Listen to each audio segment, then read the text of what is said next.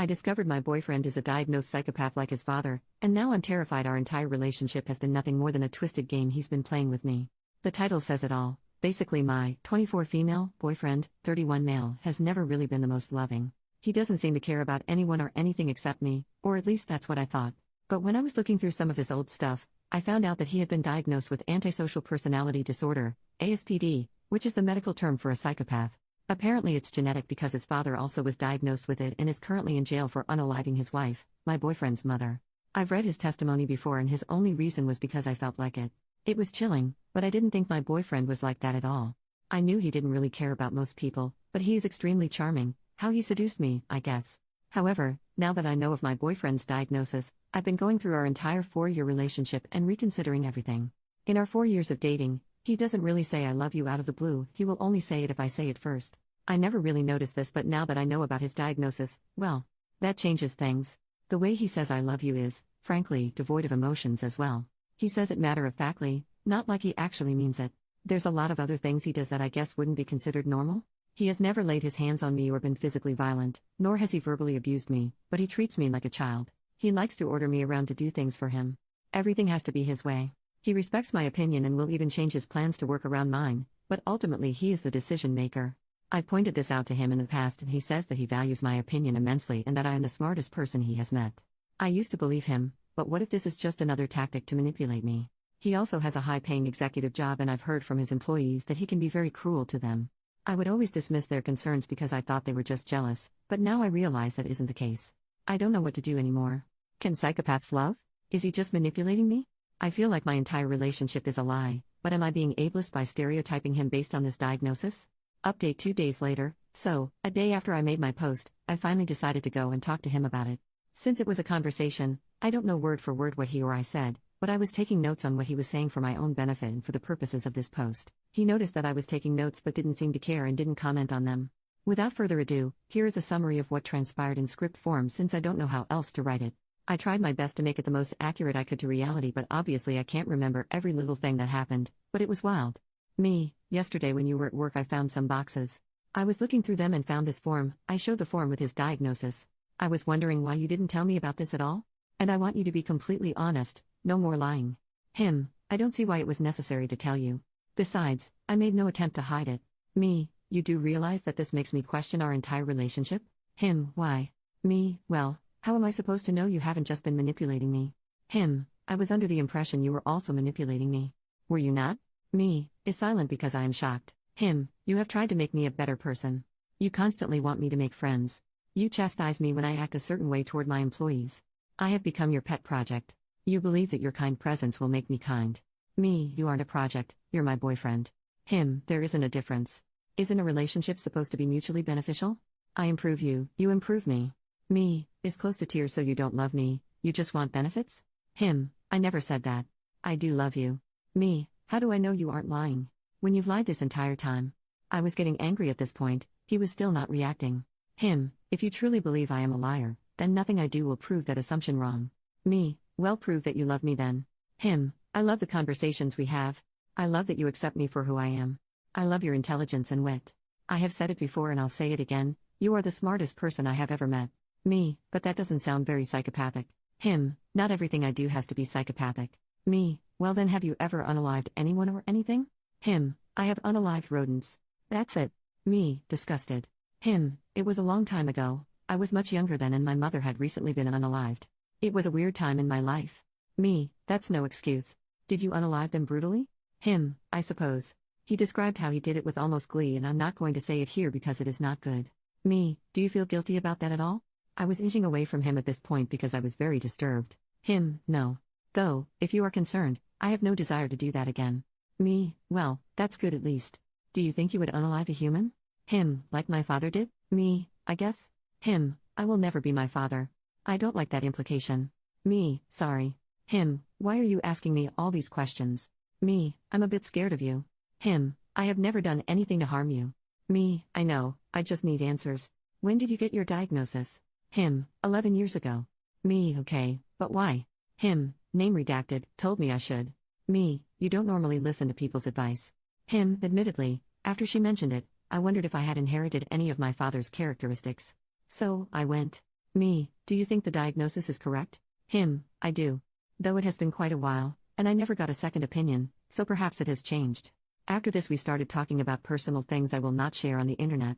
Me, would you be upset if I broke up with you? Him, yes. He didn't look upset at all.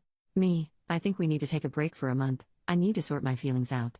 This seems to come out of nowhere, but I was considering this throughout the conversation, and his lack of emotion was the deciding factor. Him, actually looks angry and upset for a second, but then is calm again, so maybe I'm just imagining things. After 4 years together you're going to leave just because of a piece of paper? Me, I'm not saying it's forever. I just need to take some time away from you. Him, fine. Where will you stay? Me, here. Him, this is my house, and since you are the one breaking up with me, I don't think it's fair that I leave. Me, whatever. Him, for what it's worth, it would be very unfortunate to lose you. Me, I don't want to lose you either. But I need a break. I went upstairs to pack essentials, then I left. Right before, I gave him a peck on the lips. That was a lapse of judgment on my part. I will say that he didn't look happy that I was leaving, and as I was walking to leave he asked me to stay. I said no, he said fine, and left it at that. So yeah, there you have it. I still love him, and I do think he was genuine when he said he loved me, but I'm not sure I can get over all of the things he's done.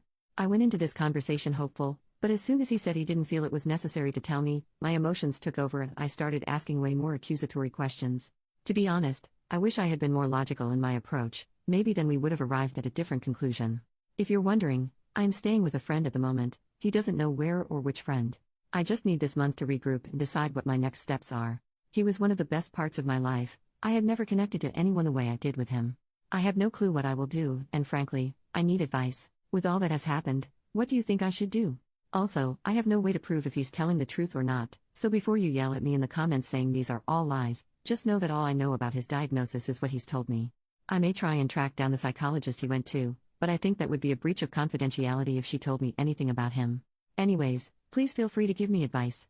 Edit to add, a lot of you are bashing me for this, and that is completely fine as you are entitled to your own opinion. However, as a commenter reminded me, I forgot to mention that the reason for his psychopathy diagnosis, not an official term but something that the psychologist wrote on his form, was because of his violence toward animals and the careless and almost gleeful way he talked about it. Stop reading here if you are triggered by animal abuse. The rodents in question weren't random rats, they were squirrels, often babies, that fell out of trees. My boyfriend would see them, take a cloth, and make sure they couldn't get any oxygen.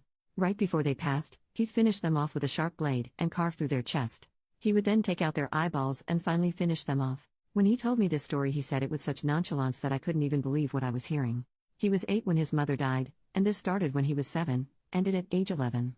Final update later that month. I wasn't planning on making an update but a few people have asked me for it so here we are. Anyways, a few days after I made my first update post, I was still staying with my friend. I must admit, those first few days were hell to go through. Every 5 minutes I would think about my boyfriend and want to contact him.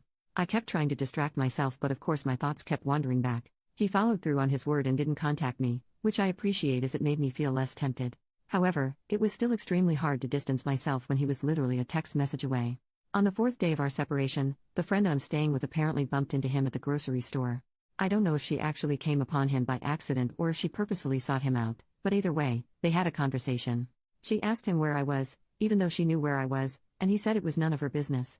She then lied to him and said that she hadn't seen me in a while, apparently in an attempt to worry him. He, then, was not fazed and did not contact me, which either means he could care less about my location, suspects I'm with my friend, or simply doesn't want to bother me. In the next few weeks, I continue to try and distract myself by working, studying, or talking with my friends. I also decided to research more about ASPD during this time and I talked to a therapist about the struggles I have faced in my relationship. She gave me a lot of clarity and convinced me that, should I choose to make this work, he needs to come with me to couples therapy in order to work through our problems. Finally, I discussed ASPD and psychopathy with a psychologist who specializes in it. She told me what a few of you said in the comments, that in order to be diagnosed with psychopathy you have to have violent tendencies and show no remorse whatsoever. She warned me against continuing the relationship, because while he loves me in his own way, as soon as I stop benefiting him, he will most likely drop me. Still, in my naivety, I decided to talk to him as a last-ditch effort to save our relationship. I broke my almost month-long silence and texted him asking to meet at a park should he want to see me. He said yes and we met up yesterday. I told him that I believed him when he said that he loved me, and that I wanted to make this work, but there would have to be conditions such as couples therapy and counseling for his childhood trauma.